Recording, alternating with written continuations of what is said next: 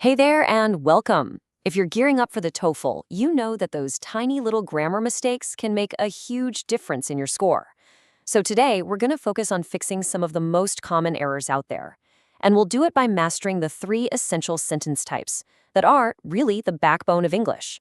Trust me, getting these right is an absolute game changer. Let's jump in. So right off the bat, take a look at this. She not happy. Does that sound familiar? Maybe you've said it, maybe you've heard a friend say it. It's an incredibly common mistake, but the fix is actually super simple once you understand why it's wrong. And that's exactly what we're about to break down.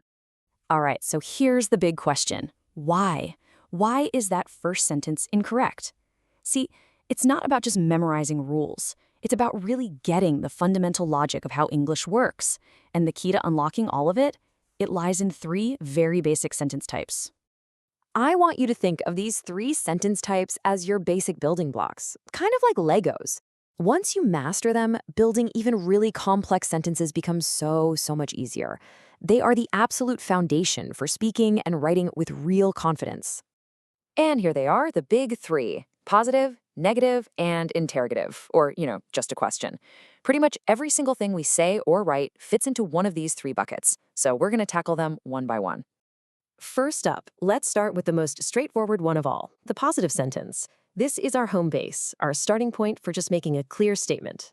So a positive sentence, which some people call an affirmative sentence, is just that. It states a fact or gives you a piece of information. And the best part? The pattern is beautifully simple. You've got a subject, that's the person or thing doing something, followed by a verb, the action. Subject plus verb. That's it. Okay, let's see how this works in the wild. First, she studies English. Our subject is she. The verb is studies. Simple, clear. Next one, they play football. Subject, they, verb, play. And finally, he is happy. The subject is he, and the verb is. These are perfect, solid, foundational sentences. Easy enough, right?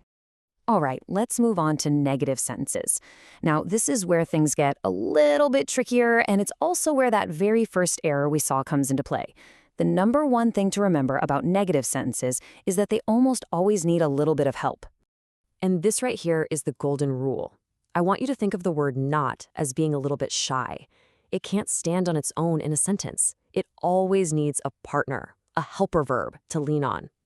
Honestly, understanding this one little idea will completely change how you build your sentences. So how does this actually work? Well, you start with your positive sentence. They play football. Now, you can't just throw not in there. That's the trap. First, you have to call in the helper verb, which for the present tense is do. Then, you attach not right onto that helper. So it becomes, they do not play football. See that? The helper do gives not the support it needs. They're a team. Now, this helper rule works for pretty much all verbs, but there's one tiny exception. If your main verb is a form of be, like is, am, or are, then be is kind of like a superhero. It's strong enough to be its own helper. So you just say, she is not happy. But for all those other action verbs, you have to bring in that dedicated helper. Do, does, or did. For instance, she does not study. The takeaway? The helper is always there. Okay, so now that you've met our trusty helper verb, guess what? Forming questions is gonna be a piece of cake. The big move here is something called inversion, which is really just a fancy word for swapping positions. That same reliable helper verb we just used for negative sentences? Well, it gets a brand new, very important job. To show everyone that you're asking a question, that little helper bravely moves from its spot next to the verb all the way to the very front of the sentence. Just look at this transformation. It's like magic. On the left, we have a simple statement. You study English. It's a fact. But to turn it into a question, we call in our helper, do, and pop it right at the front. And what do we get? Do you study English? That one simple switch is what makes it a proper, grammatically perfect question. And what's really cool is that this powerful pattern works even for the more complex questions. The ones that start with words like where, why, or how. The formula is always the same. You have the WH word first, followed immediately by our helper verb, and then the subject. Where do you live?